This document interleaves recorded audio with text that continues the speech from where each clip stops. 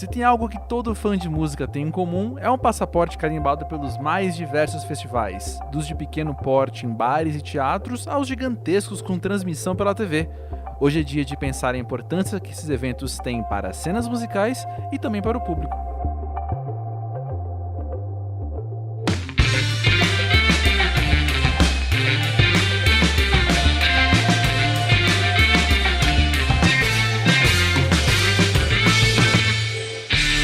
É isso aí, gente. O episódio de hoje, então, tem esse tema bem direto. Vamos falar sobre festivais de música e as importâncias que eles têm, então, como eu disse no comecinho, tanto no macro quanto no micro. Afinal, temos muita história para contar, não é sobre coisas que vivemos nesses eventos, o que a gente mais gosta e o que fica deles pra gente na nossa relação com a música, o que a gente leva deles, né, na nossa relação com a música.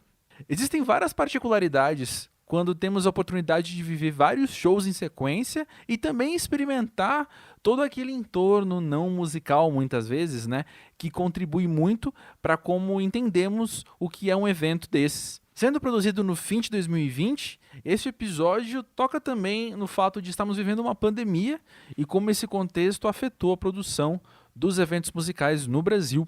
Já vou dar um spoiler aqui e dizer que eu sou do time que defende a ideia de que esses últimos 10 anos foram a década dos festivais no Brasil, por mais que muitos já aconteçam há mais tempo. Faz sentido. A gente teve um boom enorme, né? Tipo 2009, 2011, assim. Aí teve uma queda, porque a gente teve uma grande crise. Aí teve o boom de novo, né? Então, total. Quem comentou isso foi Ana Garcia, a criadora do incrível Noir Coquetel Molotov, um tradicional festival do Recife, muito conhecido no Brasil inteiro, que se reinventou e anunciou sua 17ª edição para agora entre 11 e 23 de janeiro em um novo formato. Se liga aí o que ela me contou. Quando eu vou para um festival, eu vou muito com um olhar de produtora, né? De diretora de festival. Então, é inevitável. Então, eu estou procurando, assim, o que é que esse festival está fazendo diferente que eu posso fazer no meu, sabe? Então, eu estou procurando esse tipo de novidade. Às vezes é uma ação de uma marca, às vezes é um formato de um palco, às vezes é uma forma de que eles usam alguma estrutura para algum tipo de conteúdo diferente, sabe? Então, eu realmente vou como uma esponja, assim, para tentar absorver tudo que tem de legal nesses festivais, também na parte de comida, como eles montam a sua feira, enfim, tudo que a gente pode também trazer para o nosso, né? O que tem de melhor. E também é muito legal ver assim o que não funciona para pensar, putz, isso aqui não funciona mesmo, não vamos fazer, sabe, Com no certeza. papel, porque aqui não está rolando. É engraçado isso, porque a gente começou no teatro e passamos 10 anos, né, no teatro da UFPE, muito inspirado pela música clássica. Né? Meus pais são músicos, eu cresci, né, no backstage do teatro, nos camarins, e então era mais fácil assim pensar em uma ideia de um festival de música, gente tudo muito jovem, realizar dentro de um teatro do que um lugar aberto, ou sei lá.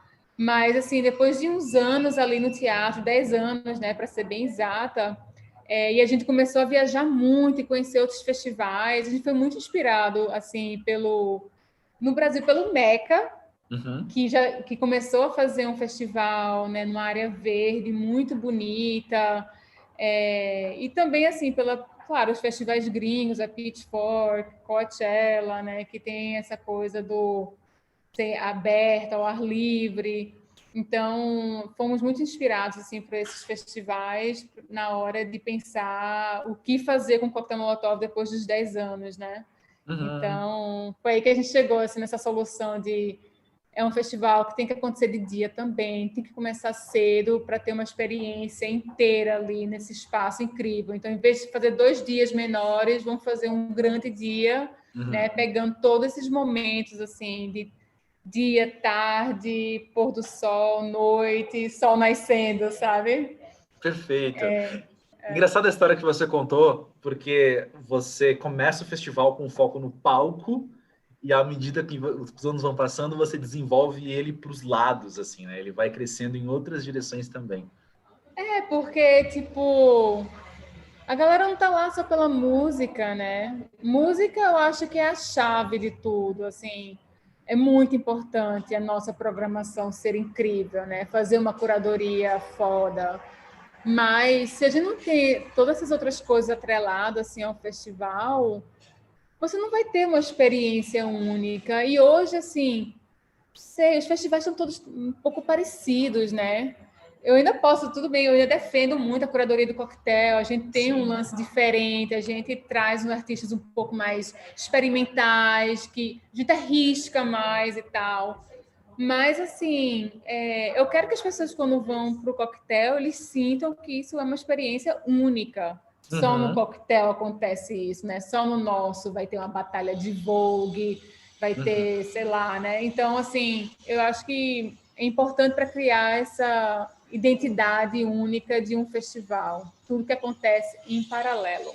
Perfeito. E aí, então, a próxima edição do Coquetel, ela traz tudo isso, ela desenvolve, como a gente falou, do palco para os lados, trazendo algo único, arriscando, que foi o verbo que você usou e eu gostei muito, para agora também numa nova proposta.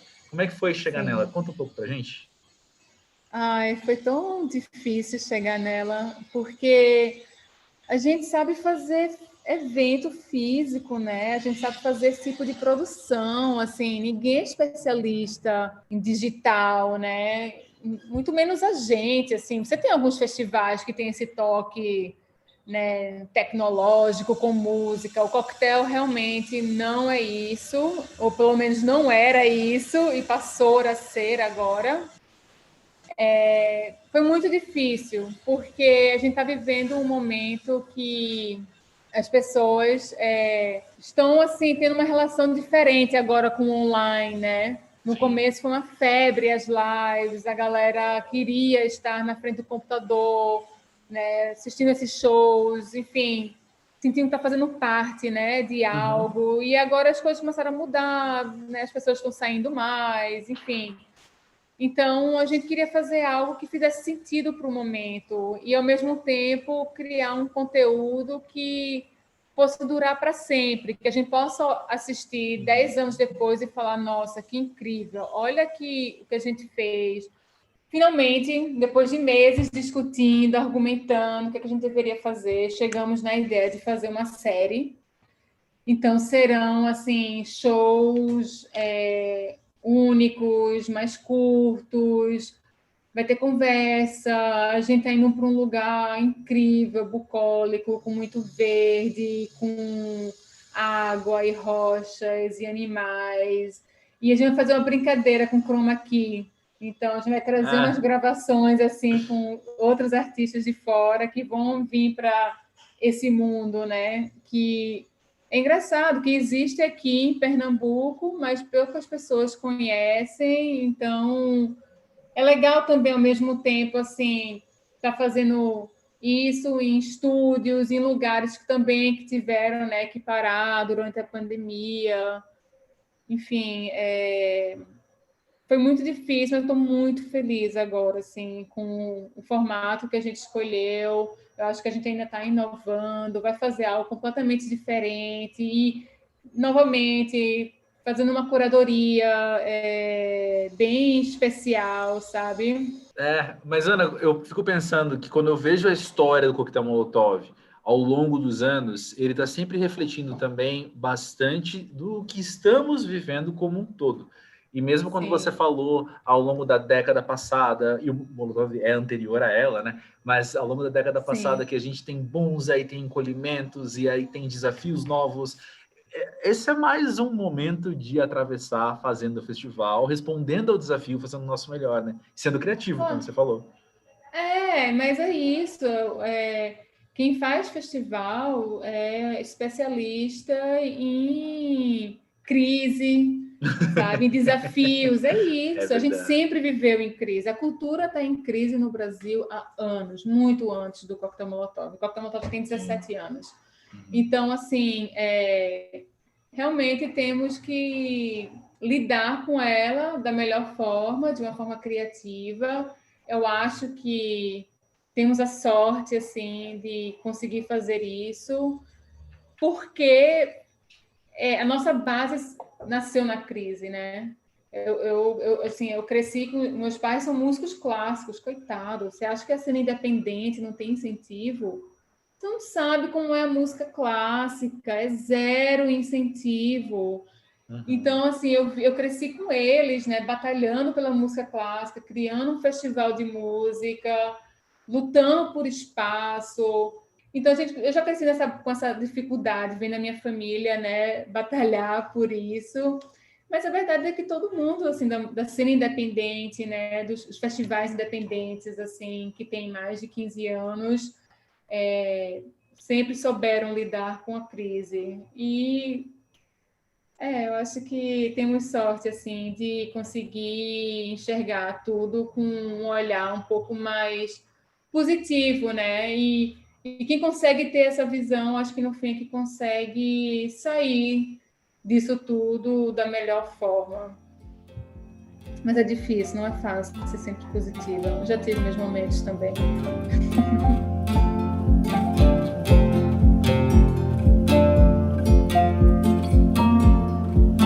Oi, gente, aqui é a Carol para mais uma reflexão aí sobre o tema de hoje. Quando eu descobri que o tema era festivais, várias coisas vieram para minha cabeça, mas acho que o que mais ficou comigo é que, assim, meu amor por música, meu amor por shows, assim, quando eu era adolescente eu comecei a ir em muito festival, e foi, assim, de uma hora para outra. E eu criei a minha independência, mais ou menos, assim, de adolescente, indo para festivais. Eu ia para festival Mix Festival, Festival da Capricho, qualquer festival de rádio, eu tava lá enfiada no meio. Meu amor por música e por bandas começou lá. Esse ambiente, esse espaço onde você faz amizades rápidas ali, esperando a próxima banda, era uma energia muito boa, e é uma energia que eu levei comigo até os dias de hoje. Eu ainda amo ir para festival, mas eu acho que eu, com meus 29 anos, não tenho mais a mesma energia que eu tinha com os meus 16, 17 anos, né? E eu aguentava, assim, da hora que abria os portões, eu ficava até a última banda, o último segundo, eu aproveitava tudo, e hoje em dia acho que eu mudei muito, eu chego, assim, eu vejo os horários, vejo as bandas que eu gosto, e vou nos horários que eu quero ir, e aproveito para conhecer bandas novas, que é uma coisa que eu gosto muito de fazer em festival, é buscar bandas novas, só que não com a mesma energia, mas ainda é uma coisa que eu amo demais da conta, e eu fico muito feliz que hoje em dia no Brasil tem tantas opções de festivais incríveis e cada um com sua personalidade, sabe? Eu sou muito grata por isso aqui no Brasil. E aí a minha pergunta para o André e para a Letícia é como que é a sua relação com festivais? Como que começou, como que é hoje? Se é que nem eu que não tenho energia mais, que eu tô velha. Nossa, eu não sei qual foi o primeiro festival que eu fui. Não tenho essa memória exata na minha cabeça. Mas eu gosto também dessa sensação de você chegar ali pensando nessa coisa de quero ver as bandas que estão nesse horário X, sim, e aí, de repente, entre uma banda e outra, tem uma janela ali, digamos, e aí você vai ouvir uma banda que você nem conhecia, e você acaba gostando, assim, eu acho que essa sensação, né, de descobrir uma banda nova, estando naquela energia, né, tipo, tem tanta gente ao redor de você, todo mundo tá um pouco numa mesma vibe, eu acho que isso é sempre uma sensação boa, assim. E pensando, assim, em festivais menores, locais até, assim, eu acho que é legal a possibilidade de interação, não só com as pessoas ao redor, mas mesmo a possibilidade de você, de repente, bater um papo com os artistas de uma banda que você gosta e que, sei lá, eles fizeram o show deles, e aí depois eles quiseram ir curtir o festival junto com a galera. E você tem essa possibilidade de acessar essas pessoas, né? Assim, no meio da galera, no meio da multidão. Acho que isso, de alguma forma, coloca todo mundo no mesmo lugar, sabe? Sim. A galera que subiu no palco também tá curtindo o festival e tudo mais. E acho que rola muita troca mesmo, né? Isso que você trouxe, assim, de fazer amizade com as pessoas enquanto você tá ali esperando, guardar lugar ou comprar alguma coisa para a pessoa, enfim, acho que toda essa dinâmica que envolve, né, é sempre muito rica e interessante. Sim, e lembrar que as pessoas na banda, ela também é fã de música, né? Tipo, ela também tá lá para curtir, tipo, isso que é o da hora, né? Tipo, trocar uma ideia, tipo, eles também estão aqui para curtir, eles também podem assistir os shows e ter essa troca de até perguntar quem que eles vão ver, né? Porque quem que você quer ver agora, enfim. É bem da hora essa troca mesmo. Pois é, e eu fico pensando que eu e a Carol estamos em São Paulo, Letícia está em Brasília, são cidades grandes que têm agendas culturais, que oferecem festivais, ou ao menos num panorama sem pandemia, né? E no meio dessa oferta toda, eu penso que os festivais que mais me chamam a atenção acabam sendo justamente esses um pouco menores. Talvez não apenas os de pequena estrutura, com 3 bandas tocando em um só palco, mas talvez os festivais que sejam um pouco mais dinâmicos, até com um número um pouco menor de atrações mesmo. Nada contra um Lollapalooza ou um Rock in Rio, por exemplo. Eles têm seus grandes valores, mas a própria história do Música Pra Ver, ela foi muito permeada por festivais menores. Eu vou trazer um aqui que não existe mais, mas que eu gostava muito no começo da década, que era o All Folks Fest, de música folk aqui em São Paulo. Ah, E era muito mesmo bom. Era excelente, eu conheci muitas bandas lá e eu vou dizer que eu conheci muitas bandas nos 2 sentidos, de ouvir pela primeira vez e de amigos que eu tenho até hoje. Sabe, por exemplo, o pessoal do Mustachos Apaches é um pessoal muito querido que eu estive lá no primeiro show que eles fizeram num palco, inclusive, porque eles eram uma banda que tocava só na rua, né? E aí, eles estavam lá no All Folks, que era um festival, eu não vou lembrar agora quantas centenas de pessoas, mas eram muitas centenas de pessoas que estavam lá, né? Eu discotequei, inclusive, em um All Folks Fest, enfim. Era uma experiência muito mais próxima, como essa que a Letícia falou, e dentro de um pique que até hoje eu conseguiria ter, eu acho. Com mesmo mais certeza, velho. sim, com certeza. Mas eu lembrei também, Carol, mesmo do Music Video Festival, que é um outro tipo de festival que não tem só música, porque o foco é no vídeo, mas a gente cobriu algumas vezes juntos, né? Por isso que eu falei com você. Sim. Por isso que eu te chamei agora. E essa experiência, então, de uma programação variada, uma programação até um pouco mais enxuta, né? Eu não vou e vejo 8 shows em um dia, mas talvez eu veja 3 ou 4 shows muito massa em meio a outras atividades. Eu acho que é um equilíbrio muito legal. Sim, é muito bom em festivais onde eu digo que tem personalidade, sabe? Todo mundo que tá lá gosta meio que da mesma coisa. A energia é muito diferente de um Lollapalooza, não sei explicar. Assim, os dois são bons, não tô falando que um é melhor que o outro, mas é que a dinâmica e a energia são completamente diferentes, porque tá todo mundo lá pro meio que a mesma coisa, pro mesmo gênero de música. Não, eu acho que o que vocês falaram me contempla, assim, porque eu tava pensando nessa coisa dessa relação direta, né, com os artistas, às vezes, aqui em Brasília tem um piquenique, e às vezes rola um festival dentro do piquenique, e daí as bandas, às vezes, elas têm uns merches para vender, e aí são elas mesmas que vendem, e aí você acabou de ver um show, e aí você vai ali comprar uma camiseta, e é o baterista, o vocalista da banda que tá vendendo. E aí essa interação, né, mais direta, assim, eu acho que, de uma forma geral, os festivais proporcionam isso, mesmo que você não esteja, de repente, em contato com os artistas, você está em contato com as pessoas que estão ali com um objetivo em comum, né?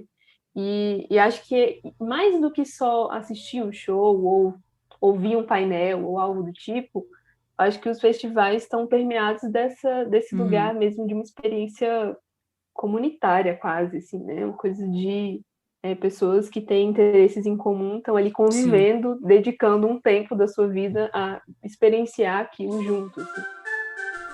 Hey guys, this is Blue the Tiger. Go check out my interview on Música Pra Ver. Essa foi Blue the Tiger, uma artista norte-americana que eu conhecia muito pouco e tive a oportunidade de sentar e bater um papo e ver que ela é tão interessante quanto as suas músicas. Pra quem não sabe, ela é uma baixista que acompanhou várias bandas, inclusive a Caroline Polachek ao vivo, e agora investe num trabalho solo, que é aquele pop alternativo que eu particularmente curto pra caramba, né? Bom, mas voltando ao papo sobre festivais, sentei também com Rafael Fará e Fernando Dota, criadores do Balaclava Records, selo que produz vários shows, vários eventos no Brasil, inclusive o festival Balaclava Fest, que também se reinventou durante a pandemia e virou Balaclava Digital.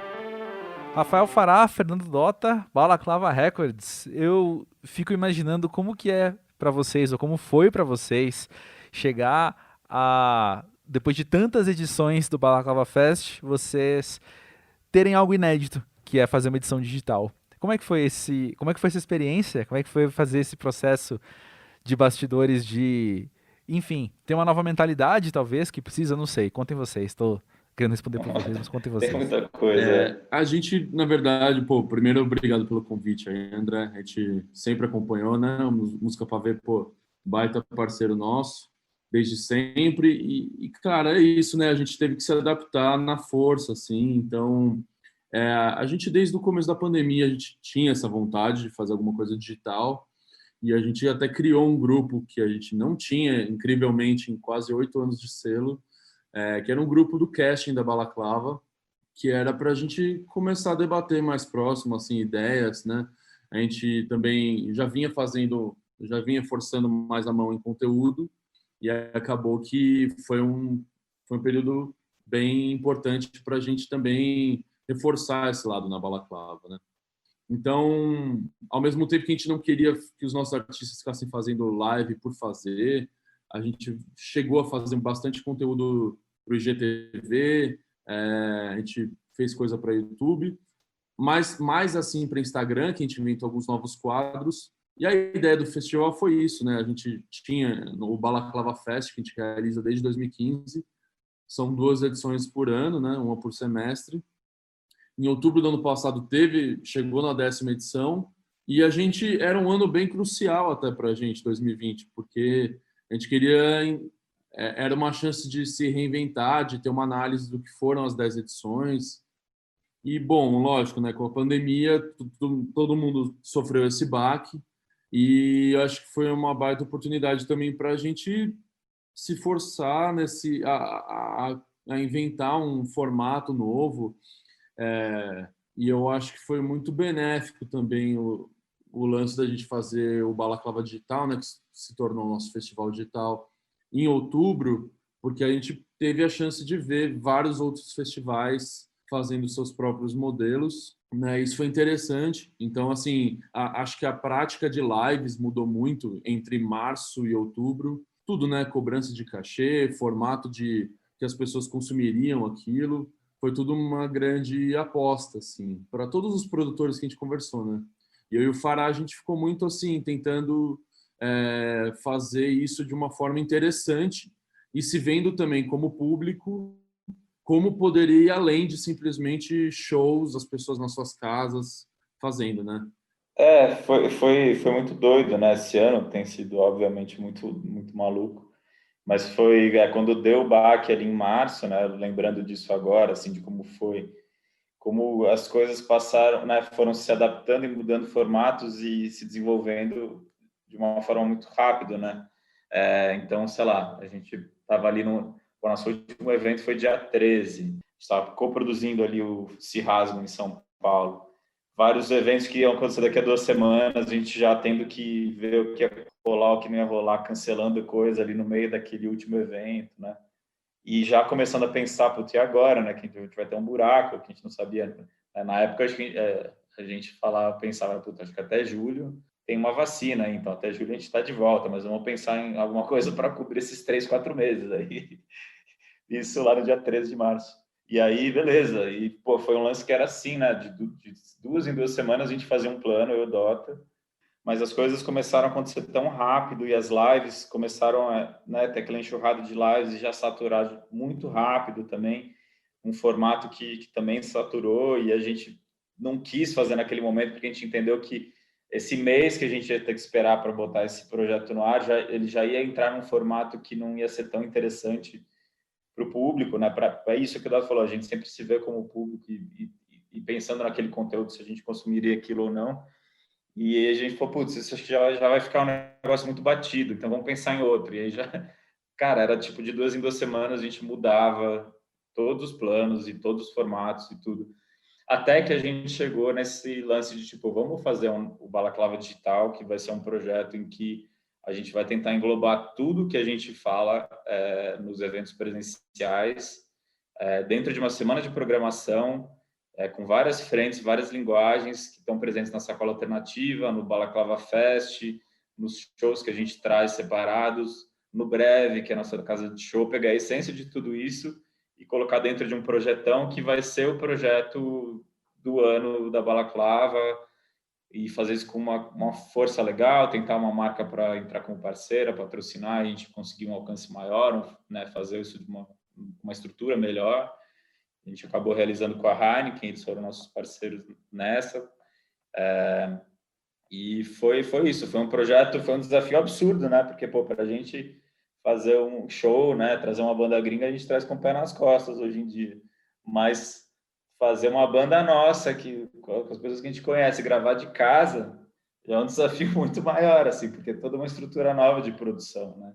Isso que eu acho mais interessante, como os veteranos precisam se reinventar, sabe? O que você faz as coisas com os pés nas costas, mas aí de repente você se vê numa situação muito nova. E aí vocês conseguem entender o que vocês colocam de experiência, de ser macaco velho, na hora de realizar um evento desse?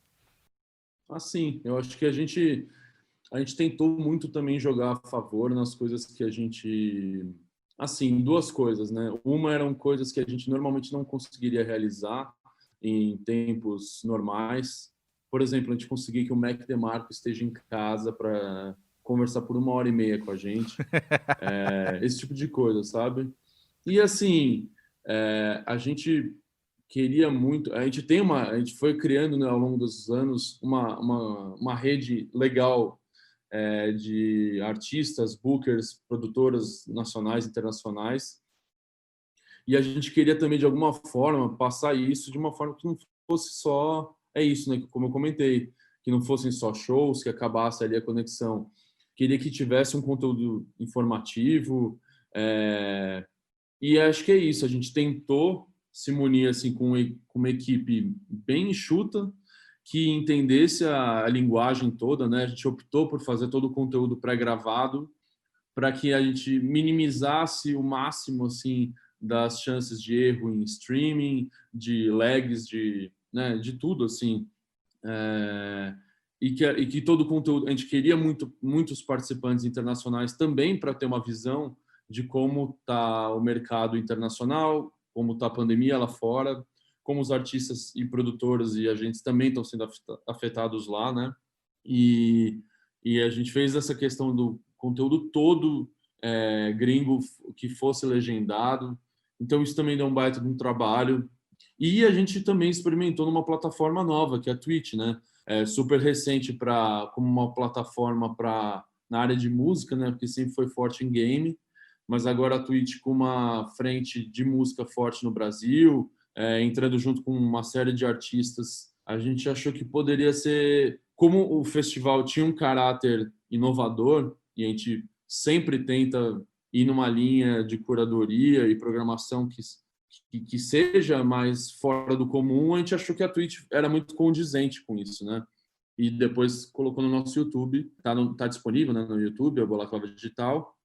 Mas é isso, assim, com certeza, respondendo mais a sua pergunta diretamente, a gente, por estar muito calejado com uma série de imprevistos que a gente já ocorreu ao longo da história da Balaclava, a gente teve super um curto prazo assim para realizar, foi maluco, assim, teve dias que a gente tinha 3, 4 entrevistas ao mesmo tempo e coordenando envio de luminoso para artista no Brasil inteiro.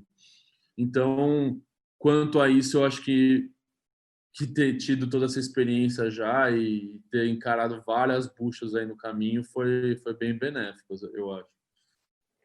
Com certeza. E até o lance de fazer com o pé nas costas não significa que toda a produção de show a gente faz com a maior tranquilidade do mundo, sem ter nenhum imprevisto, né? Imprevistos fazem parte disso. Eu acho que a experiência vem para você saber lidar com isso, né? E é bem isso que o Dota falou. Eu acho que essa bagagem ajudou a gente a se aventurar num formato novo e conseguir tocar e entregar um negócio super legal, por mais que, né, os desafios foram muito maiores do que o normal. E o que vocês mais gostaram na experiência de fazer Balaclava Digital? Eu acho que, assim, bem especial de cara foram os encontros, né? Grande parte do motivo da gente ter feito o Balaclava Digital era também permitir esse encontro de artistas inusitados, assim. Então, encontros como, por exemplo, o Apeles de Jupe do Bairro, que foi incrível, assim, foi bem emocionante. Acho que todo mundo que participou e assistiu, entendeu a grandeza daquilo e o quão fora da curva era aquilo. E assim, os artistas internacionais também se mobilizando para ajudar a galera do backstage, né? Porque a ideia toda do projeto era também ajudar o backstage da música. A gente está agora fazendo uma série de ações. Isso inspirou a gente a fazer uma série de ações que vão vir por aí no nosso Twitch, YouTube. Então, e ver assim, acho que a união mesmo dos artistas e ver o quanto que a gente foi querido, assim, pela galera que participou e queria muito fazer, porque era pela Balaclava também, e isso foi bem legal, assim. Acho que os encontros foi muito especial, assim, como os highlights também. Eu acho que o Balaclava Digital ele também é um reflexo de todo esse momento de repensar, né, formatos e jeitos e caminhos que se materializou ali em um projeto, mas que eu vejo que é uma coisa que vai ficar, assim. Eu acho que se não tivesse acontecido, né, tudo isso, a gente nunca teria colocado um Balaclava Digital no ar, e isso é uma coisa muito legal de aprendizado, porque a gente, com certeza, tanto ali, mas nas nossas redes, a gente tem movimentado muito mais conteúdo e se dedicado muito mais a isso pela falta dos eventos, mas isso abriu um caminho para nós que eu acho que quando o mundo voltar ao normal, a gente vai ter esse híbrido, né, acontecendo, e esse braço muito mais forte, sabe? Muito mais ativo. É uma coisa que a gente sempre quis fazer, óbvio, né? Sempre teve muitas ideias, mas nunca teve o tempo, nunca teve a dedicação. E agora, por força maior, a gente teve e se mostrou uma coisa muito interessante e que a gente quer continuar, né? A gente vai investir nisso para daqui para frente, mesmo com a volta dos eventos. E acho que também teve esse lance como o Fala comentou, de, assim, a gente às vezes é percebido por alguns como um selo, por outros como produtor de show internacional, tal, e foi uma forma legal de mostrar que a Balaclava hoje é uma plataforma de música, então atua em várias frentes. O Balaclava Digital acho que conseguiu ter uma noção um pouco mais ampla disso, e outros públicos realmente tipo, chegaram a acessar, então foi muito massa isso. Vamos falar de festivais. Bom, eu não sou aquele cara que pode dizer, nossa, como eu frequentei festivais. Antes da pandemia eu costumava ir a shows, mas nunca em festival em si. A palavra festival me remete mais a festival de cinema. A diferença de um festival de cinema para festival de música, além do objeto em si, é a questão do tempo. Normalmente um festival de música dura 3 a 4 dias, mas o festival de cinema dura muito mais. Às vezes até 1 mês, 2 meses, depende. A Mostra de Cinema de São Paulo tem a duração de 14 dias. De longe é o festival que eu mais frequentei. O legal da mostra é a diversidade dos filmes, tem obras do mundo inteiro. Mas o festival que eu mais curti foi o de Gramado, que acontece em setembro. São 9 dias de muito cinema brasileiro. Eu só fui uma vez, por acaso ainda. Eu tive a sorte de estar na cidade quando estava rolando o festival. Tem um lance no festival de cinema que é diferente do festival de música, que são os estímulos. Parece que em um festival de música você tem um senso mais de euforia. Aquela sensação de estar eternizando o momento a todo instante. É uma sensação que fica colada com você a todo momento. Já no festival de cinema, quem te carrega é a calma. Porque dependendo de quantos filmes você pretende assistir no mesmo dia, você precisa estar em dia com a concentração e a paciência, né? Você se mantém mais calmo consigo mesmo. Como se estivesse mais propício mesmo a ser contemplativo com o todo que está cercando você. Você desacelera total. Quando eu fui para Gramado foi assim. Parece que o festival me ajudou para conhecer a cidade melhor. A gente já vive no caos. Muita informação a todo momento. E quando você está num festival, acredita até de música, cinema, você tá lá para curtir, para você curtir a banda X, o filme X. O mundo pode estar gritando lá fora, mas você não liga, porque você escolheu estar em uma sala observando outras vidas, né? Quanto mais pesquisamos sobre esse tipo de programação de festivais, mais fica evidente a nossa relação com o espaço físico em que eles acontecem. E por falar nos locais onde os shows acontecem, eu conversei com Guilherme Thyssen Neto, o curador do Agulha, uma importantíssima casa de shows em Porto Alegre, que, com patrocínio da Natura Musical, lançou neste ano a série Agulhar, um projeto multimídia que se propõe a expandir a experiência que se teria apenas em um local. Veja aí o que ele me contou. Bom, eu acredito que transcender o espaço físico de alguma forma, já fazendo um espaço, né, parte de um espaço, digamos assim, nesse caso do Agulha, que é Porto Alegre, tem diversos desafios e, na realidade, o primeiro momento é entender que são duas imagens, de alguma forma, que se fundem com uma. Ou seja, é como se fosse uma expansão desse indivíduo, desse self, que é uma casa de show situada em Porto Alegre, Rio Grande do Sul, bairro São Geraldo, 4º distrito, né, onde, enfim, vem já há 3 anos desenvolvendo todo um trabalho naquele ecossistema, dialogando com artistas locais, com artistas nacionais, partindo de uma lógica que não é apenas criar uma produtora, ou seja, não criamos uma produtora dentro do Agulha, mas sim fomos respeitando dentro da curadoria toda uma lógica de tentáculos, ou seja, trazendo frentes para atuar junto com a gente, frentes que poderiam se desenvolver junto com a gente, e não apenas uma curadoria, uma lógica individual para aquilo. Ou seja, o Agulha começou a nascer a partir desses tentáculos de agentes, de produtoras, de artistas que foram chegando para propor projetos. Isso também nos deu, de alguma forma, um olhar para uma universalidade mais física e muito menos digital. Ou seja, nossa presença sempre esteve nas redes, mas sempre com um olhar de... Bom, a gente tem uma agenda que funciona aqui no Facebook, no site da Tiqueteira, mas a gente tem um Instagram onde ele fala sobre as experiências que você pode ter na casa, não propriamente sobre a agenda. Então, a gente, num primeiro momento, nos 2 primeiros anos, começamos a trabalhar apenas isso sobre o que você encontraria na casa, em termos de carta de drinks e restaurante, etc.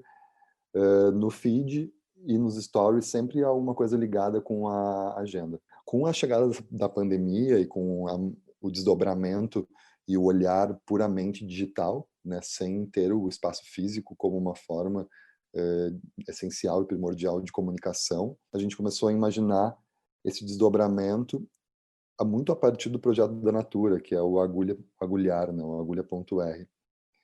E acredito que o maior desafio nesse momento é poder pulverizar isso de uma forma que consiga chegar num público maior, principalmente no momento onde tudo se dá nessa esfera, onde todos os pontos de comunicação se dão nessa esfera digital. Ou seja, através de algoritmos, de pontos de contato que são limitados e são, né, enfim, tipo, tem a sua gestão através das plataformas, a gente vê o maior desafio de poder chegar nessas pessoas e poder chegar nesses diversos públicos. Então, o desafio é esse, mas ele, na minha opinião, ele está sendo muito bem resolvido, ou, né, ele está sendo muito bem encaminhado por parte de poder conversar com agentes do jornalismo, com as mídias, e ver a partir daí esse lugar de comunicação. Não apenas colocar um dinheiro para um impulsionamento, que a gente não sabe se vai ser artificial ou vai ser realmente que vai pegar alguma essência, como capilarizar isso para além dessa nossa constelação que se dá ali de novo, né? Porto Alegre, Rio Grande do Sul, Brasil com alguns focos. Como mostrar o nosso trabalho, como mostrar a curadoria que está sendo composta a partir daí, nesse digital que é tão inflamado. E o primeiro episódio, no início de março, que foi lançado já nas redes, ele foi gravado fisicamente, lá pelo dia 5 de março, com o Zudzilla, que naquela ocasião tinha, junto com a sua equipe, junto com a Lued Luna, que participou do show, junto do DJ Niak, feito o lançamento do último disco dele lá. E a gente gravou o primeiro episódio com ele. Então, lá dentro do espaço, na nossa sala de bar, a session foi feita na rua, enfim, é uma zona industrial. Então, ficou muito explícito essa questão do relacionamento da rua, né, desse de fora para dentro, de dentro para fora, que o Agulha tem. E logo depois, enfim, da eclosão, né, do distanciamento social, né, devido à pandemia, a gente teve que repensar esse projeto e repensar também essas entregas, porque antes as entregas eram, enfim, uma session, uma entrevista, um podcast com esses artistas que ao longo do ano iam aparecendo no Agulha, que iam fazendo parte dessa programação. Então a gente resolveu fazer também episódios onde compreendessem uma session, uma entrevista e também um podcast. Só que a gente está mandando, na realidade, uma caixa para a casa desses artistas, que dentro dessa caixa tem o seguinte, tem um gravador, tem uma câmera, uma handycam, que dá uma estética muito, muito própria. Tem ali dentro também um pequeno zine, tem alguns mimos, tem algumas coisas que vão guiando um pouco dessa experiência. Então o artista recebe esse kit em casa, ele vai abrir ele e vai passar com ele durante 4 dias. Onde nesses 4 dias ele vai gravar uma session da maneira que ele queira, aonde ele queira, do formato que queira. Vai gravar uma entrevista que está sendo feita pelo Zoom, enfim, ao vivo e aberta ao público. E a partir disso também ele vai gravar um vídeo diário, que a gente acredita que é uma das questões mais potentes que estão acontecendo nesse momento, que é realmente o projeto. Ele começou já faz um pouco mais de um mês, então ele tem uma duração de 7 meses. Então, através desse vídeo diário, a gente vai conseguir pegar fragmentos e contar algumas histórias através das vivências dos artistas participantes dentro do projeto. Ou seja, é uma descarga no banheiro, é um pouco do jardim de casa, é um desenho que está fazendo, é um poema que está declamando, é uma comida. Ou seja, ter esse mapa quase cartográfico, digamos, de todo esse momento que está se passando pela pandemia. Então a gente vê muito potente esse registro. Então a gente está recebendo coisas incríveis, assim, que é muito íntimo, que é muito profundo, que faz muito parte das mudanças também emocionais, das mudanças de estados que esses artistas estão passando. Oi pessoal, eu sou a Elo Cleaver. E eu sou o Kleber Fak. Junto com o Nick e a Izzy, a gente apresenta o podcast Vamos Falar Sobre Música. As melhores discussões sobre cultura pop e os últimos lançamentos do mundo da música você ouve no podcast Vamos Falar Sobre Música. É isso, ouça a gente em qualquer plataforma de streaming. Até mais. Beijo. Nosso querido pavezeiro William Nunes bateu um papo dessa vez por áudios de WhatsApp com a banda Far From Alaska, favorita de muita gente, inclusive, admito, minha. O assunto, como você pode imaginar, é o papel dos festivais na história da banda. Emily, Cris, Rafa, que prazer ter Far From Alaska aqui no nosso podcast. Hoje a gente tá falando sobre festivais e não tinha como não falar com vocês, né? A banda começou e o segundo show já foi logo o Festival do Planeta Terra. Queria que vocês relembrassem um pouquinho dessa época e contassem pra gente como foi, logo de cara, já encarar um grande palco com a presença do Garbage ainda, né? Fala, galera, beleza? Então, o Planeta Terra, na verdade, sim, foi um começo daqueles, assim, que acontece uma vez a cada 300 mil vidas que você vive. Foi nosso segundo show. O primeiro show foi uma seletiva para tocar no festival, na verdade. Então, foi o segundo, mas é como se fosse o primeiro. E o line-up era incrível. A gente tinha pouco tempo de banda, tanto uma curiosidade é que a gente fechou o nome assim um pouquinho na hora de inscrever para esse festival. E foi, sensacional. Se eu não me engano, acho que foi o primeiro show da Emily cantando, assim, sendo a front girl de uma banda, assim, né? Então foi sensacional. Ainda teve esse episódio todo com o Garbage, né? Que a gente conheceu ela e tudo mais. Eu acho que a Cris conta essa história melhor do que eu. Oi, todo mundo aí do Música Pra Ver. A gente tá muito feliz de participar aqui com vocês. Primeiramente, antes de responder, né? Porque somos simpáticos. Mas, nossa, cara, foi surreal, né? Não tem como usar outra palavra, porque nós, antes de ter o Far From Alaska, a gente viu várias outras bandas. E, tipo, nada parecido com isso nunca tinha acontecido, assim, né? A gente disse que o Far From Alaska, não sei, nasceu com aquela parte de trás pra lua, porque tudo aconteceu muito rápido. E, assim, segundo show, a gente tava lá no Planeta Terra, que era um festival gigante, com o Garbage fechando. E aí rolou o encontro com com a Shirley Manson e tudo, enfim, né? E surreal. Foi um início, assim, espetacular. Não sei explicar até hoje o que é que aconteceu. Outra coisa que vale falar, como a gente tá falando sobre o festival, eu lembro que a gente desceu do palco lá, e aí já tava fechado o Festival do Sol, encontramos o Fabrício do Bananada, já fomos convidados pro Bananada, começamos com o pé direito mesmo, com aquela parte de trás virada pra lua, como o Emer falou. E aí, galera, Cris aqui. Primeiramente, parabéns aí pelos 10 anos do site do Música Pavê. Irado. Vida longa a vocês. É muito doido esse lance do festival aí que a galera tá falando, do Terra, que a gente tava tão tudo no início ainda, que a gente não tinha nem músicas suficientes, assim, pra tocar o tempo que a gente tinha disponível no festival. Acho que o show a gente tinha 40 minutos e a gente não tinha 40 minutos de show ainda. A gente foi meio virando banda enquanto já tocava, enquanto já fazia as coisas.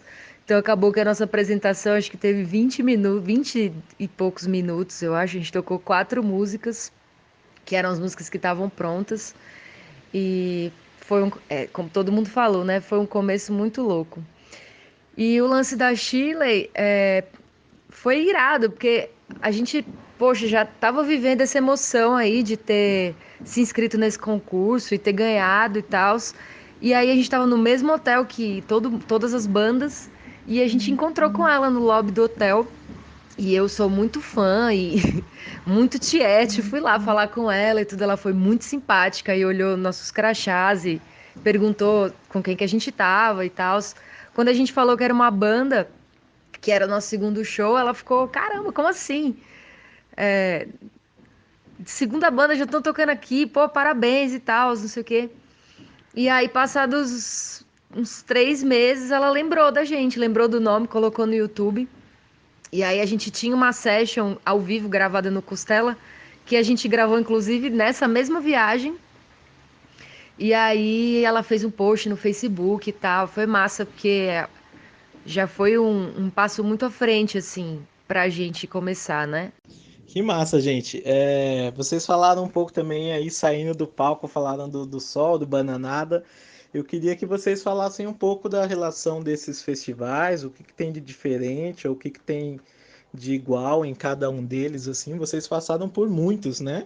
Do Sol, Bananada, Lollapalooza, South by Southwest, teve o Download Festival também na gringa, né? Então, queria saber de vocês um pouco como é tocar em cada um desses festivais, e é isso. Passamos por muitos festivais, tocamos em muitos lugares fora do Brasil e aqui no Brasil também. O que eu mais gosto de festival é exatamente que cada um tem uma cara, cada um tem uma vibe, em cada um o público curte de um jeito. Eu adoro viver essas particularidades de cada um, tipo, do Sol é muito nossa casa, tá sendo na praia agora, então a gente se sente, tocar de frente pro mar é muito louco. O Lola é aquele mar de gente, né? Tipo, pessoas muito na vibe de conhecer coisa nova. Galera chegando pra ver os shows mais cedo e tal. Na gringa, mais ainda, tipo, a gente percebeu que a galera, no Download, nosso era o primeiríssimo show primeiro ou segundo, eu acho, do dia. A gente achou que não ia ter muita gente, mas, tipo, quando a gente tocou já tinha 30 mil pessoas, sei lá. O pessoal prestigia mesmo e vai a fim de escutar som novo. É bem isso que a Cris falou mesmo, não tem muito o que complementar, não. Acho que o que liga todos... A pergunta nem era essa, mas terminou que virou. Mas a vontade da galera de conhecer bandas novas é muito bom. É muito bom, é muito bom, é muito bom. Mas para falar uma diferença, eu acho que do Sol a galera do Sol já é casa, né? Então a gente chega... Parece que a gente tá na sala de casa, a galera conhece e tal. E nesses outros, assim, maiores, a gente chega, obviamente tem uma galera que já conhece, mas é muito massa conquistar a galera do palco, sabe? Primeira vez, assim, ver a reação das pessoas, ver no rostinho delas, assim, lá de cima, que elas estão pirando, estão assustadas, ou alguma coisa assim, é bem, bem, bem legal. A Cris falou do Download e outro da gringa muito legal. A gente foi algumas vezes pra lá e a gente é muito grato por isso, na verdade, né? Porque teve lá em Cannes, no Midden, que foi sensacional. Teve o Sound City lá em Liverpool. Cara, a gente é muito sortudo de ser uma banda que é quase uma banda de festival, praticamente, que a gente rodou bastante. E o Brasil também, em vários estados, foi muito massa. Eu queria falar do South by, cara, o sentimento lá é tipo um carnaval, sabe o carnaval que a gente tem aqui no Brasil? Só que lá é a rua toda tomada com milhões de pubs e bar e na praça, só que com shows de rock, de banda, de tudo, na verdade, né? Rock, né? De pop, de rock, de reggae, do que for.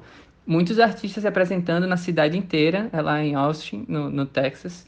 E, porra, que experiência massa. Deve ser massa ir curtir e você andar em várias ruas numa rua tem 30 pubs que você pode entrar em qualquer um e tá tocando uma banda. Então isso é muito, muito, muito, muito, muito massa. E falando um pouquinho sobre o do Sol barra Bandanada, que são os festivais do Foco e do Fabrício, assim, que eles são tipo... É engraçado que cada cidade tem essa figura, assim, que movimenta a coisa, que faz as paradas. E a gente é mó orgulhoso do Sol em Natal. O Bananada, eu acho que é um dos melhores do Brasil, assim, é muito bom, tanto de tocar como de curtir. Os line-ups sempre são muito legais, é realmente antenado com as coisas que mais legais que tá rolando assim, no Independente do Brasil. Não só no Independente, né? Mas, pô, a gente é suspeito por falar de festival, porque a gente ama muito. Eu queria pegar esse gancho que a Emily falou agora, no final, sobre essa coisa de conquistar o público, né? Como monta um set list para um festival? Tem várias diferenças aí, né? Um festival como um Lola, que é muito maior, às vezes a galera quer ver uma banda gringa, mas pode acabar conhecendo o trabalho de vocês. No do Sol, vocês já têm um protagonismo maior. Como que monta um set list para agradar um público de festival? Sendo bem sincera, nós somos o tipo de banda que a gente monta um repertório e vai nele para sempre, porque a gente confia muito naquela ordem. Mas, assim, quando é uma coisa mais específica mesmo, lugar, assim, que a gente nunca foi antes e tal, a gente toma o cuidado. Não sei se Cris e Rafa vão concordar comigo, podem me corrigir se eu estiver viajando, mas a gente toma o cuidado, pelo menos, de começar no punch e terminar no punch também. A gente quer que a primeira impressão seja tipo, meu Deus, o que é isso? E o final seja, meu Deus, o que é que aconteceu? Para mim, eu acho que é isso. Aí pronto, aí fechou com tudo, a pessoa vai para casa sem entender nada e vai ouvir a gente e é isso. Boa pergunta, viu? No nosso caso, a gente bota as mais porradarias possíveis. Tudo junto, sem respiro, sem nada. A gente sai tacando-lhe pau no carrinho, do começo até o fim. E o fim a gente ainda tenta fazer mais barulhento e mais caótico do que o resto. E aí é para dar um choque de monstro mesmo na galera. Acho que na hora do ao vivo a galera tá querendo emoções, né? E aí é a hora de dar tudo. Tipo, a gente já compôs a música, já gravou, a pessoa até já ouviu, mas naquele momento ali é a expressão da energia do momento. Eu acho que a Emily sintetizou bem, e é isso aí. Pra mim, o set perfeito, ele tem que começar na voadora e tem que terminar na voadora também. Não acrescento mais nada no que ela disse, é isso. O meio do set, eu acho que é onde mora a liberdade, assim. Quando a gente muda alguma coisa, a gente muda ali no meio, dependendo. Se a gente quer tocar umas músicas mais tipo Elephant, tipo, sabe? O meio é mais solto, agora o começo e o final geralmente é bem mais parecido em todos os shows e é sempre o melhor começo possível e o melhor final possível. E quem já viu o show de vocês sabem que é exatamente assim. Começa com uma pancadaria, termina com uma pancadaria e é ótimo, na verdade. E para terminar, gente, eu queria que vocês falassem um pouquinho sobre a cena que se forma em torno desses festivais.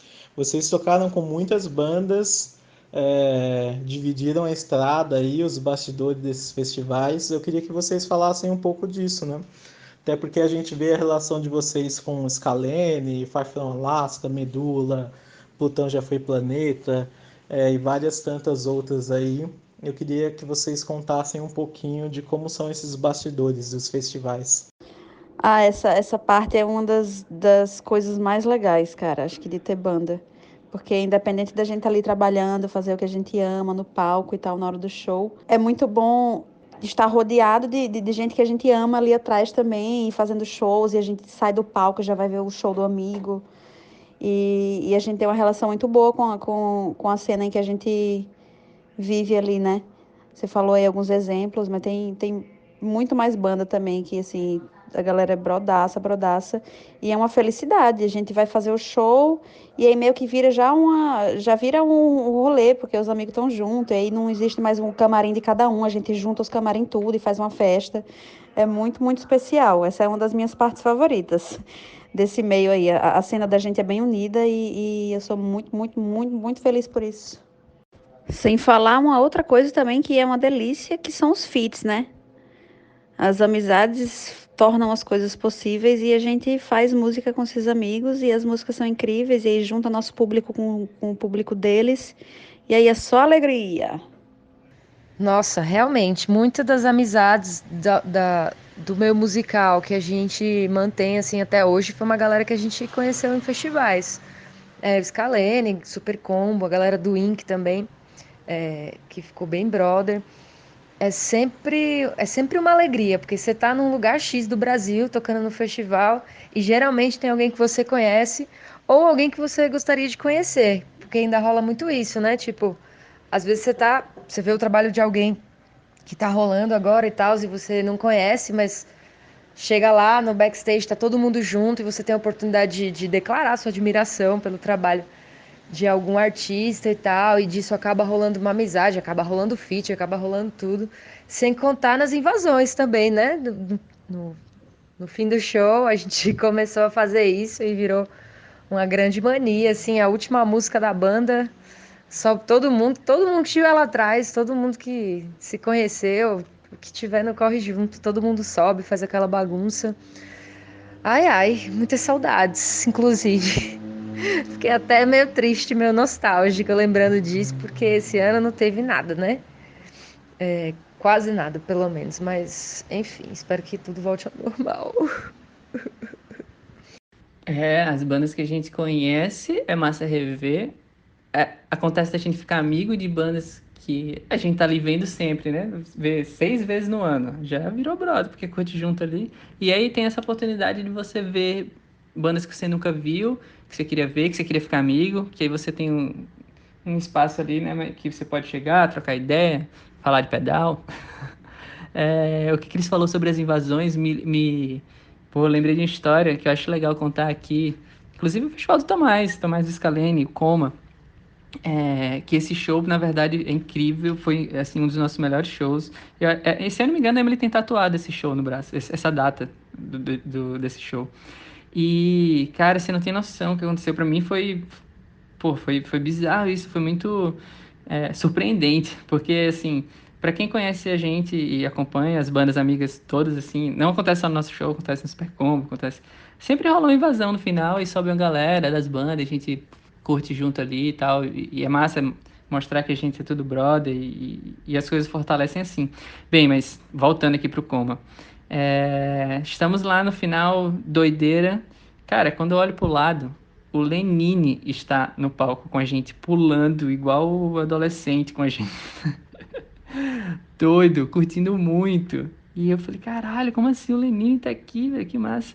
E aí no final, bem no final do show, né? E a gente acabou assim o show, foi lá pra trás, e eu lembro de um abraço que ele me deu assim sabe aqueles abraços longos de 1 minuto, assim, que abraça com força e... Pode falar palavrão Se não puder, eu vou falar.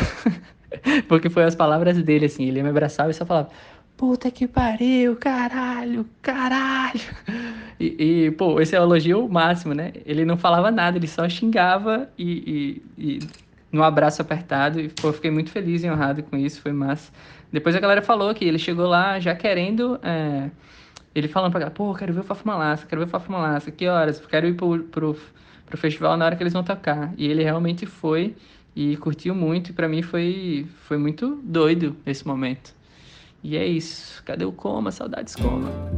A matéria de capa desse episódio é com a banda Scalene.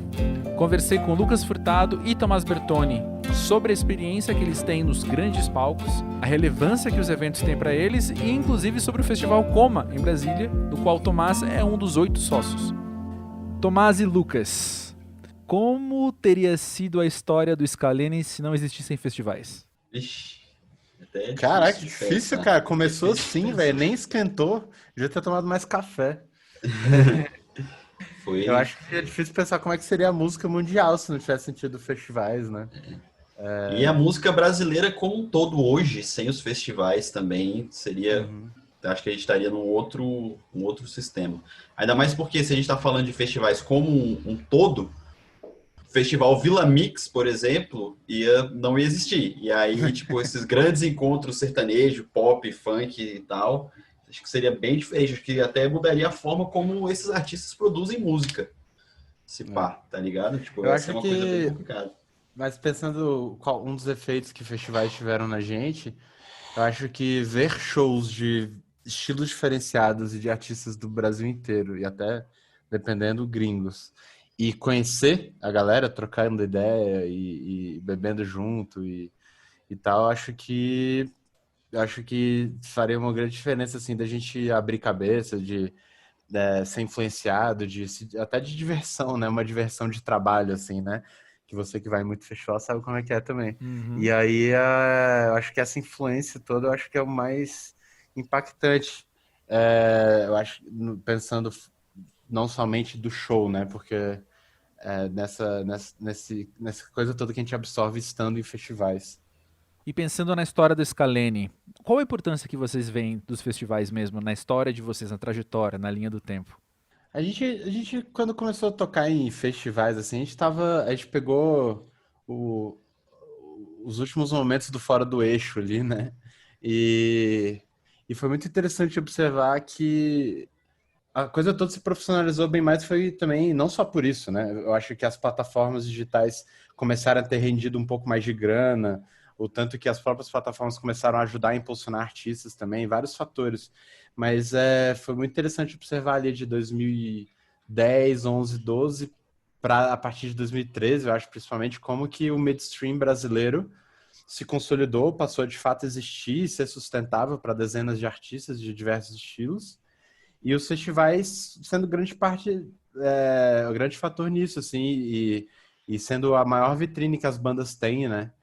Não tem mais MTV, o Multishow e Bis não exercem muito essa função, divulgando novos artistas e consolidando um mercado que não é mainstream e que também já não é mais underground e tal. Então, e o próprio underground também ficou mais estruturado e organizado por causa do midstream bem estruturado e tal.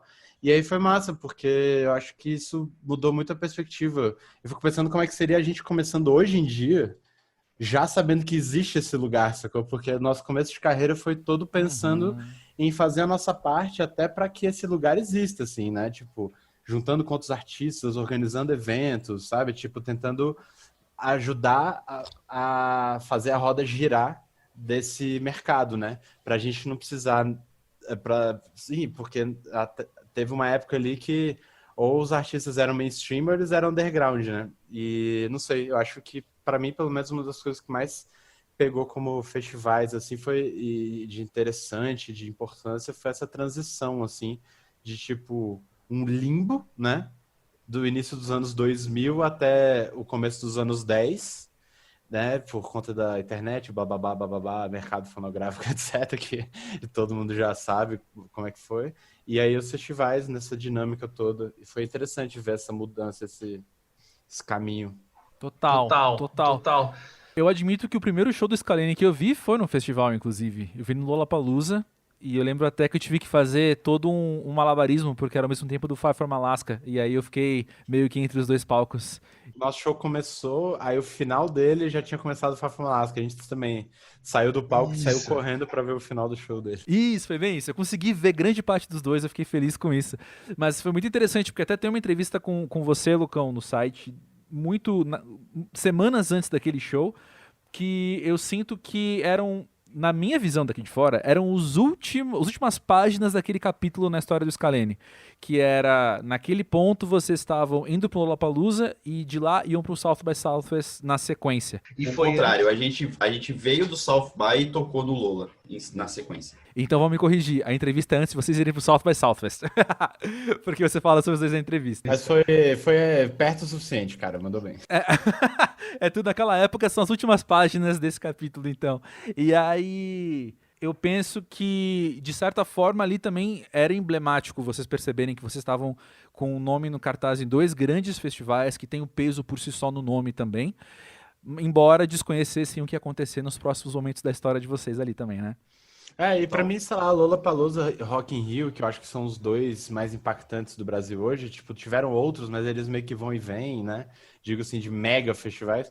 Não sei se o Lucão concorda, mas pra mim eles estão em outra categoria completamente, assim, sempre que eu vou falar de festivais em conversas assim, eu até esqueço deles, sacou? Porque, tipo, é outro rolê. O Lollapalooza, eu acho que em 2015, 14, 15, que realmente começou a botar uns artistas nacionais menores, né? E isso foi muito massa. Eu respeito bastante o Lola de ter meio que, né, o famoso dar o espaço, né? Isso é bem massa, assim. Porque, querendo ou não, tipo, além de tudo, tem a grana, né? Tipo, um artista pequeno ganhar um cachê de Lollapalooza e o ECAD de Lollapalooza, direitos autorais de Lollapalooza, faz muita diferença, né? E a experiência toda. Mas só pontuando que, tipo, sim, é festival, mas só que, tipo, sei lá, intersecciona um pouco o rolê, mas é outra parada, assim. Faz total sentido, porque quantos festivais vocês já não tocaram também que não eram televisionados, como é o caso desses 2, né? Então as dimensões são outras, mas talvez a experiência, agora é chutômetro total, talvez a experiência de festival seja a mesma mesmo, né? Assim, de vocês no palco, dividindo espaço com outras bandas, como você falou no começo, Tomás, de poder tomar alguma coisa com o pessoal depois e conhecer novas bandas, né? Mas eu quero voltar à questão inicial ali, que era também a gente pensar naquela época como um pré-estouro que o Scalene estava para acontecer na história da banda, né? E talvez o marco que esses festivais tenham tido naquele momento. E eu pergunto isso também por quê? Porque conversando com o Gustavo no começo de 2020, ele me disse que quando vocês desceram do palco do Rock in Rio em 2017, ou seja, 2 anos e pouco depois disso, foi quando vocês sentiram que 2015 tinha acabado. Isso nas palavras do Gustavo, né? Então eu queria conversar um pouquinho sobre isso, ouvir a perspectiva de vocês também, como aquela fase se estendeu por esses festivais, ou melhor, como essa fase se estendeu com esses festivais sendo muito pontuais na história de vocês. Cara, é louco pensar isso, assim, porque, tipo, se a gente tivesse tocado no Lollapalooza e no South by e não tivesse participado do Superstar, por exemplo, a gente estaria, tipo, aconteceria uma trajetória para o Scalene. Se a gente tivesse feito o oposto, só participar do Superstar, mas não tivesse feito esses festivais, não é que, tipo, o Superstar foi tão importante que determinou tudo, né? As coisas que aconteceram nessa sequência de eventos de 2015, como o Gustavo bem falou, que só foi acabar lá no Rock in Rio, ela foi muito importante, porque a gente entrou no programa como uma banda que já tinha feito coisas muito grandes para o público, né, aos olhos do público brasileiro. Exatamente. Né, tipo, que sai dos grandes feitos do underground e vai para feitos do mainstream, assim, né, brasileiro. E isso foi crucial, assim, para a gente se posicionar e conseguir colher os frutos disso de uma forma melhor, eu acho, até, do que se uma coisa ou outra não tivesse acontecido. E também porque a experiência de tocar nesse tipo de coisa te dá você ganha ali sobe de nível no teu personagem do RPG da vida, tu sobe um pouquinho de nível ali, né? Tipo, beleza, a gente já vivenciou essa parada, então outras coisas que poderiam ser mais intimidadoras ou que a gente viria como uma coisa mais importante que ia acontecer, elas perdem um pouco desse peso, né? Não no sentido negativo, mas tipo, você perde um pouco o nervosismo, você perde um pouco você fica com a casca grossa para fazer essas coisas. E isso foi importante porque de 2015 a 2017 foi uma maratona louca de todo tipo de evento, todo tipo de situação que a banda podia passar, de estar na TV, faz um show grande, faz show pequeno, vai nos lugares onde a gente nunca tinha ido antes, interior do país, que era um território não explorado ainda. E a preparação para essas coisas tornou a gente mais experiente para conseguir encarar isso de uma maneira melhor e fazer todas as coisas de uma forma mais legal. Então, é totalmente crucial e essencial, assim. Eu até arrisco dizer que, tipo, se a gente não tivesse feito esse Lola em 2015, a experiência do Rock in Rio teria sido mais estressante pra gente. De estar num evento televisionado para o Brasil inteiro, até para outros países, né? Tipo, logicamente que são festivais diferentes, atingem públicos diferentes e tal, mas se a gente não tivesse passado por aquilo, talvez tivesse sido uma pressão, a gente tivesse sentido uma pressão maior ou sentido outras coisas e não tivesse sido tão legal para a gente fazer o Rock in Rio no final dessa maratona toda. Então, foi totalmente crucial aí. Uma outra coisa sobre festivais que não muda, eu penso, não importa se você esteja no Lollapalooza, se esteja no Rock in Rio, no South by Southwest, no Porão do Rock, onde quer que você esteja, é que quando você vai fazer o seu show ali, você sabe que, diferente de uma casa de shows, nem todo mundo tá ali para ver Scalene. E eu penso que isso tem um impacto também no repertório de vocês. Inclusive, Lucas, você falou isso na entrevista, aquela do comecinho de 2015 que eu mencionei. Você fala isso, né? Que naquela época vocês estavam levando pro palco músicas que mostrassem a cara da banda, sabendo que as pessoas ali algumas pessoas ali iam ter um primeiro contato com o Scalene ali, né? Mas enfim, por mais que esse fato de que nem todo mundo foi ali para ver Scalene permaneça o mesmo, como é que mudou a montagem de repertório para vocês nesse quesito, sabe? Isso é interessante pensar. Acho que 2015 não tinha muita opção, porque a gente só tinha um disco quando a gente tocou no Lollapalooza. O que, por um lado, é muito legal também, né? Que a gente lançou um disco e já conseguiu chegar num lugar desse, mas então, assim, não tinha muita coisa, muito o que fazer ali. Mas as experiências falando... Festivais do meio stream, né? Que eu tava mencionando, a gente... mesmo que seja um grande festival de mainstream, sei lá, um Coma, um Bananada, um Porão do Rock, ou, assim, tipo, que você toca para 5 mil pessoas, 10 mil pessoas, dependendo, né? A gente tem muita gente ali que conhece a gente, isso pós-2015, né? Eu acho que pré-2015 a gente ia tocar a gente tocou no Do Sol, a gente tocou no próprio Bananada, e, enfim, outros festivais, no Se Rasgam e tal, que aí tinha um pouco isso, que tinha tipo aquela galerinha que você podia contar que ia dar uma pilhada, mas foi pouco tempo que a gente fez poucos festivais ainda como muito desconhecidos, assim, saca? E o próprio Do Sol, por exemplo, que a gente fez em 2014, eu acho, é um festival alternativo, assim, que, enfim, a gente estava fazendo praticamente um show do Scalene ali em 2014 no Do Sol. Mas o que é interessante dessa diferença do mainstream para os grandes, assim, tipo Lola e Rock in Rio, é que, principalmente no Rock in Rio, a gente sabia que isso ia acontecer, assim, e meio que falou, tá, não tem muito o que fazer, né? Principalmente a mídia aqui, né, reclamando desses jornalistas malditos, né? mas principalmente, tipo, a mídia, eles encaram... É muito curioso o que o público, até o próprio público, encara como um bom show e um show não muito bom, né? No Rock in Rio é interessante ver como que a galera encara show bom, o show que embalou o público, sabe? Tipo, a galera cantou junto, todas... E, velho, a gente não tem hit, sacou? A gente tem uma grande discografia, sacou? Uma boa discografia. A gente tem lá o Surreal, a gente tem lá o Amanheceu, a gente tem lá, tipo... o Furtacor agora, do último disco, massa. A gente não tem a gente não tem... Fui falar algum hit brasileiro de rock, não sei nem lembrar de algum. Sei lá, a gente não tem uma discografia, tipo, o repertório... Não tem um confisco do Charlie Brown, tá ligado? A gente não tem uma rolê Charlie Brown ou Capital Inicial, assim, não comparando esses dois, né? Mas, assim, bandas que tiveram hits nacionais, né? Até uma Pitty, né? Atual, assim, falando. Então, a gente... vai lá pro Lola. O Lola tem um pouco menos essa pegada, mas no Rock in Rio a gente falou, vai fazer o nosso show aqui. Aí, assim, não dá outra, assim. Quem não tem essa mentalidade, viu o nosso show no Rock in Rio e falou, mó puta show, irado. Mas aí você pega umas resenhas e tem lá, público morno, tipo, sacou? Tipo, e aí você, sei lá, tipo, caralho, botar essa galera, tipo, e não é só jornalistas, né, que eu falei te zoando, mas assim, público também, botar essa galera pra ver um show do Sigur Rós na vida, né? Pois tipo, melhores shows do planeta Terra e fica todo mundo parado olhando o show. Pois é. e é um dos melhores shows do mundo. Então, assim, então esse conceito brasileiro do que é um bom show, eu acho que é uma coisa que afeta principalmente no rolê mainstream como um todo, assim, não só em festivais, mas em grandes eventos, em TV. O rolê mainstream brasileiro tem o que eu sinto que é até uma breguice, de certa forma, assim.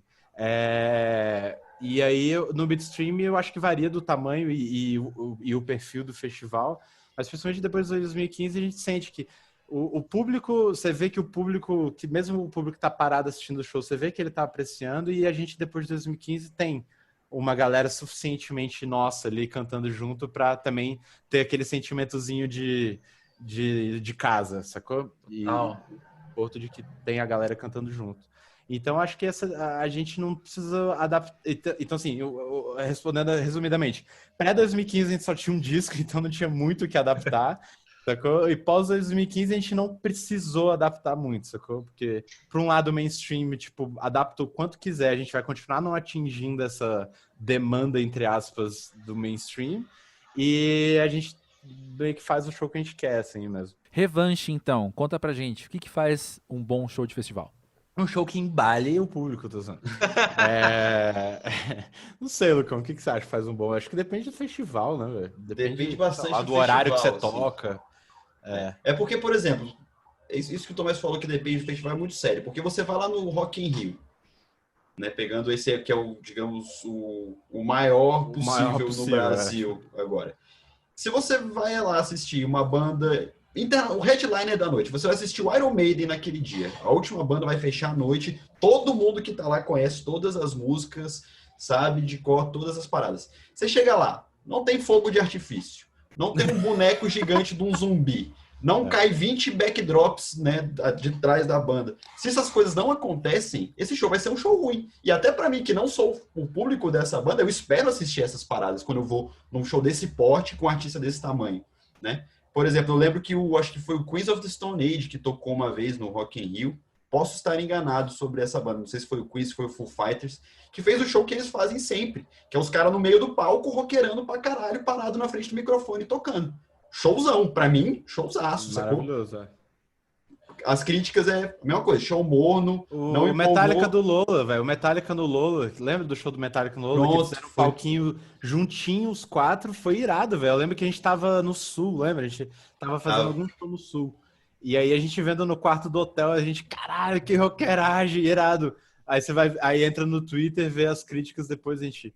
Que, velho? A galera achou ruim, caralho, foi uma massa. Pois é, então, tipo, rola uma expectativa que você vai ter uma pirotecnia maluca e que o show vai te levar para um lugar que você nunca viu na sua vida. E, cara, beleza, sacou? Eu imagino que se você é a Pink e você não sai voando em cima da galera num show, num festival desse, vai ser um pouco decepcionante pra galera. Ok. Mas isso não faz um show melhor ou pior, tá ligado? A Cláudia Leite tentou fazer a mesma coisa e ficou pendurada no filme e foi um desastre, tá ligado? Mas eu acho que o que você tem que ter em mente, principalmente nos festivais brasileiros, assim mesmo, né? Não grandes franquias, esses festivais médios, médios grandes e tal, é que você tem que sacar que o público, assim, tipo, o público vai ver seu show, já é o quarto show que ele tá vendo na noite, ele tá vindo de um show que você não sabe qual, de algum palco, e daquele ele vai para outro, ele tá na expectativa, às vezes ele conhece a banda, às vezes ele não conhece a banda, então são muitos recortes, e que pode ser confuso pra banda pensar, tipo, que recorte que ela quer agradar, por assim dizer, né, tipo, que ela vai considerar.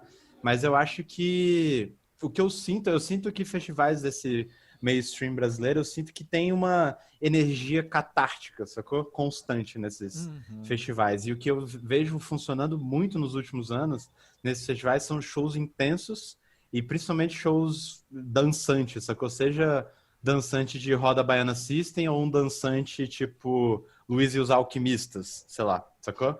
E aí, ou num caso de rockeragem tipo Scalene, que tem uma rodinha, que tenha tipo uma pulação junta, assim, que eu acho que não tem jeito, né? É muito intenso o festival. É tipo ir pra Disney, assim, né? Você, tipo, montanha-russa, come uma pizza no 3D, tipo, é meio que isso, assim. Então você tem que tentar sacar, tipo, que você tem que atingir uma certa intensidade, assim. Não necessariamente também, eu tô falando meio que minha opinião, assim. Entendo. Eu já vi muito show bom não funcionando em festival, sei lá, Já vi show do Ney Matogrosso, por exemplo, funcionando absurdo. E festival, inclusive no Coma, o meu festival. E show do Ney não funcionando, não preciso falar em qual. Porque, tipo, também muito por conta da produção e pela ordem que o próprio festival montou, sacou? Você não tem como esperar também do Ney fazer uma super adaptação para, tipo, vir depois de, tipo, sei lá, o Djonga, sacou? Então, assim, também tem que, na hora de, tipo, montar esse line como produtor de festival, tentar visualizar essa experiência do público. Mas como artista, eu acho que é isso, assim, sacar que, tipo, você vai... a galera tá consumindo, velho, tá, tipo... Fora o consumo alcoólico de drogas e a empolgação, que tipo, tudo isso conta do público ali, né? Então, você tem que meio que encontrar essa intensidade do público, assim, e meio que pegar no ambiente, assim. O quão intenso até a forma que você toca, o quanto que você interage no público, a sua presença de palco, tudo. Então, isso tudo você vai sacando, assim. Você tocou num ponto que eu queria trazer. Eu vejo igualzinho você. Eu também percebo que ao longo dos últimos anos, principalmente com o desenvolvimento desse mercado mesmo de festivais, foi se buscando cada vez mais uma intensidade maior nos shows e também essa questão mais dançante que você falou. Eu daqui, enquanto imprensa, eu observo que não só o mercado de festivais se desenvolveu dessa forma, como muitas bandas do midstream foram nessa também e falaram, olha só, eu posso fazer, eu tenho aqui meu primeiro disco é voz e violão, meu segundo disco tem uma banda isso aqui, aí meu terceiro disco, que é já de, sei lá, 2018 ali, então, o cara vem com um bandão e tem sopro, e tem não sei o que lá. Sampler de sub, grave. Exato, exatamente. Ponto. Scalene fez o processo contrário. Quase. Contra. Mas então vamos conversar sobre como é que o repertório novo do Respiro e principalmente do Fôlego fica em festival. Imaginamos, né? Porque pergunta pro coronavírus aí, velho. A gente teria essa resposta na ponta da língua se não fosse o coronavírus. Tipo, mas a gente fez festivais, só que a gente não tocou. A gente não fez. Isso já era um plano, né, Lucão? A gente não ia. A gente sabia que show do Respiro em festival não era uma boa ideia, a não ser que, sei lá, o festival tivesse palcos que nem o Coma tem. Já foi no Coma, não foi, André? Não foi. Não foi. Tá. Ainda não. Que o Coma tem o Clube do Choro, por exemplo, que é uma casa de show que fica dentro do festival para 400 pessoas. Então, a não ser que a gente fizesse um show em algum festival num contexto desse, já estava nos planos não fazer o show do Respiro em festivais. A gente tocaria músicas do Respiro, mas não um show do Respiro mesmo. Porque é isso, assim, é meio que não teria o contexto, assim, dificilmente teria o contexto para fazer. O Respiro surgiu numa época que, né, surgiu agora, né? O Respiro do ano passado. A gente tem já a experiência de entender o que funciona e o que não funciona num quadro geral de shows normais nossos, assim. Então ele já foi pensado para um tipo de show diferente, que era um show que a gente imaginava acontecendo mais em teatros do que em casas de show tradicionais ou em palcos de festival. Era uma experiência diferente para quem fosse assistir o show, né? Para quem já viu o Scalene lá alucinando, rasgando a cara e berrando, tocando guitarra, era um outro lado dessa parada, uma outra experiência para esse público. Ele foi pensado muito, muito com isso em mente, né? Para seguir sendo circulado pelo país e tal. E até de uma forma pragmática, de, tipo, abrir oportunidades de onde fazer shows por aí também, sacou? Porque o Respiro tinha uma estrutura um pouco mais barata também de equipe e tal. E aí nada disso a gente conseguiu botar muito na prática. E aí só acrescentando o ponto do Lucão, teve uma turnezinha no Nordeste que foi João Pessoa... É aquela trinca ali, Natal, João Pessoa e Recife. Qual que é a terceira cidade? É Recife. Que são juntinhas, Recife. E aí, começou em Recife até. E aí, a gente não tinha ido ainda nessas 3 cidades com o Magnetite de 2017.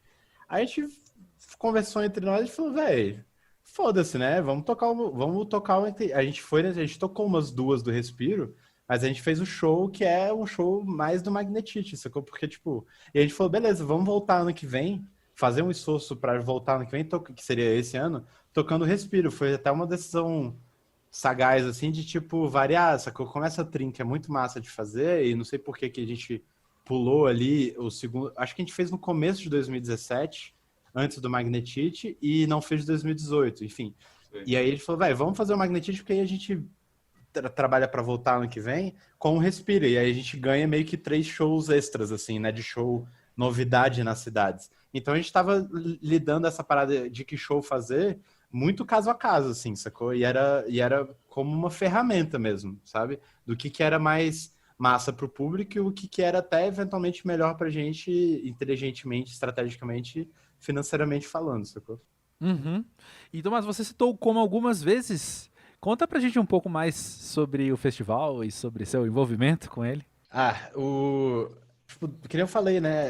A gente entrou muito na música num contexto de que, sei lá, todo mundo que a gente conhecia que era envolvido com música tinha a mentalidade de ir além de só ter a banda e, né, o famoso do it yourself, mas bem a fundo, assim, né? De, tipo, como contribuir para o fortalecimento do mercado como um todo. Então a gente começou a produzir evento desde cedo e tal, e o Coma foi uma evolução, e foi evoluindo disso, assim. Eu fiz também o festival Tenho Mais Disso Que Amigos, em 2017, que acabou só tendo uma edição, mas rolou e né, a gente foi evoluindo, assim como o Scalene foi crescendo, as ambições de produção também. E aí eu juntei uma galera lá em Brasília, o Coma tem 8 sócios, é o caos. Mas assim, é porque, tipo, todo mundo é envolvido no Coma, eu acho, o Coma é meio que de uma forma que às vezes não é muito boa no sentido pro Coma, o Coma é meio que não é a prioridade 100% de nenhum dos 8 sócios, por isso que tem tanto sócio, entendeu? Porque uma coisa que é legal falar para quem não tá muito ligado, eu vejo muita gente achando que donos, entre aspas, de festivais ganham muita grana. E não ganham, tá, galera? Um dos motivos que o Coma tem 8 sócios, inclusive, porque a primeira edição, inclusive, eu não conheço, assim, talvez o Meca, não sei por que eu tenho essa impressão, que o Meca talvez já tenha se dado, já tenha meio que se pagado, mas assim, todos os festivais que eu converso com a galera tomaram prejuízo numa primeira edição. Uhum. Que é uma comparação que a gente faz desde sempre também, que é um negócio, assim, você vai abrir o restaurante, você vai demorar 3 anos para pagar o investimento de abrir o restaurante. Então, enfim, então por isso que o Coma tem tanto sócio. E foi uma evolução dessa parada, desse know-how de produzir eventos. E eu achava que Brasília estava precisando de um festival moderno, sacou? Tanto de ideais quanto de line-up. Tava sem, assim. O Porão do Rock ainda está lá, mas é muito...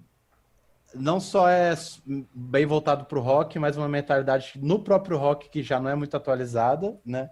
Eles tentam ali, mas eles têm o lugar deles. A última edição até foi bem melhor nesse aspecto. Talvez até por influência do Coma, assim, porque a galera viu que deu super certo, mas tem muito disso que o Tomás falou, assim, são tipo... Atrações são muito figurões e bandas locais, sabe? Tipo, não tem ali uma banda que tá despontando em Natal e que vai bombar, uma banda de Belém do Pará que tá agitando, mas que não é muito conhecida ainda. E a diversidade também, né? E a diversidade, assim. Também. Então, e aí o Coma é um dos festivais mais sustentáveis do Brasil, quando eu digo da parte dos ideais. E a gente viu, assim, a gente viu muito Móveis com Vida acontecendo em Brasília, né? Que era tipo a conferência e o festival. Era meio que o Coma do Móveis Coloniais de Acaju, né? A banda de Brasília que bombou. Enfim, e aí a gente aprendeu um bocado com eles, assim, eles são, acho que a principal referência nesse sentido de banda se empresariando, né? E eles tinham a parte de conferência também. Eu acho que o Coma já deu um passo além, assim, de estrutura comparado, mas muito porque o mercado também, a gente entrou, o Móveis fazia milagre ali dentro do que dava para fazer na época, né?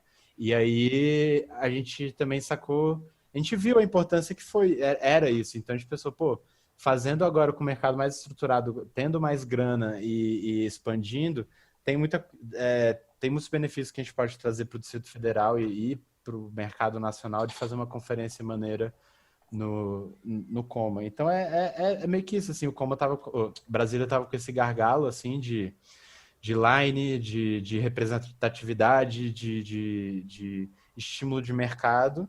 E aí a gente falou, beleza, não tem ninguém fazendo, vamos fazer. Maravilha. Para acabar então, me conta uma coisa. Vocês, enquanto público, quais as melhores lembranças de festivais que vocês têm? Como público? Putz, tem várias, assim, mas... Eu lembro que a primeira vez que eu assisti um show do Bulgarins foi no Festival do Sol. Nossa. No palco pequeno ainda. Palco pequeno. E, cara, foi tipo assim, muito louco, porque depois disso eu assisti vários shows do Bulgarins, porque a gente tocou junto em outros festivais várias vezes. E indo em shows deles e tal. Mas eu não sei se eu tava emocionado por ser a primeira vez que eu tava vendo. Eu nunca mais vi um show do Bulgarians tão legal quanto aquele, sacou? Foi tipo assim, uma jam de 45 minutos, 50 minutos, sem parar. Todo mundo, velho, na vibe, quando descia a dinâmica, a galera, velho, achava, quando subia, vinha com tudo. Foi um show muito foda, isso me marcou muito. E de festival grande, esse pau, Nine Inch Nails, no Lola de 2014... Foi de cair o cu da bunda também ali, tipo, véio, foi uma parada... acho que foi ali que eu entendi show grande mesmo, tá ligado? Tipo, show com estrutura e com elementos de festival, porque, velho, para começar que o baterista tocava todos os instrumentos enquanto ele tava tocando bateria, né? O bicho levantava, tocava guitarra, cantava, tocava teclado, voltava, tocava bateria. Esse moleque é cabuloso, ele é novão, né?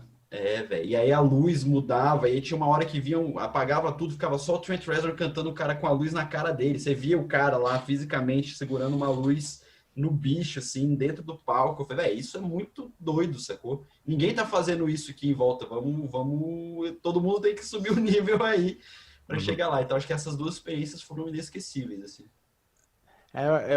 Putz, nacional tem muitas, assim, né? Eu lembro que teve um show da Maria Gadu no Bananada de 2017, que a gente tocou. A gente tocou num dia, ela tocou no dia seguinte. Que a gente tava até trocando ideia com ela antes do show, e a gente ficou ali no palco vendo que, sei lá, rolou uma vibe maneira. Sei lá, velho, tem muito show. O Gran Bazar, tá ligado? O Gran Bazar? Gran Bazar. No Coma foi surpreendente, eu sabia que ia ser bom. Mas aí foi, tipo, eles fizeram uma ciranda, velho, muito absurda no Coma, assim, levantou poeira, assim, foi muito doido. Tem trocentas. Mas uma que, rapidamente, uma história boa, que foi no Primavera Sound, em Barcelona, tava com a galera, assim, a gente tava de final já, terceiro dia, e a gente tava com uma chinesa que tava no Airbnb de uns brother. E aí a gente falou que ia embora, aí ela começou a quase chorar, assim, falando que ela não queria ir embora porque ela ia ter que voltar pra China. Foi muito bad. Aí a gente falou, não, vamos nessa. Aí a gente foi, todo mundo comprou energético, e pra ela também. Aí a gente foi pra um outro palco, assim, que tipo, já tinha acabado os palcos principais, a gente foi pra um palco que tava rolando na beira do mar, e tava tocando uma banda que se chama Islam Gypsy, que é tipo duas baterias e um sintetizador, e um cara no sintetizador tocando tipo uns 4 sintetizadores ao mesmo tempo. Quando eu vi, tava tipo, sei lá, 50 pessoas se abraçando loucamente, jogando bebida pra cima e dançando loucamente, assim, tipo, duas baterias moendo e sintetizadores em harmonias árabes, que, sei lá, foi uma das experiências catárticas mais massas de festivais, assim. Pois é, gente, esse episódio fica por aqui então. Eu espero que você tenha tido um tempo para pensar a sua relação com os festivais, relembrar coisas que já viveu e aprender um pouco mais também. Eu já adianto que o episódio da semana que vem é sobre um tema que nós que trabalhamos com crítica musical adoramos, que é estética e estilos. O podcast Música Pra Ver é produzido pela equipe do site. Eu sou André Felipe de Medeiros e colaboraram nesse episódio William Nunes, Carol Reis, Letícia Miranda e Rômulo Mendes. A trilha do sempre fantástico Cientista Perdido, e na semana que vem voltamos então, novos episódios sempre às quartas-feiras. Visite musicapraver.com para todas as informações sobre o que foi dito nesse episódio.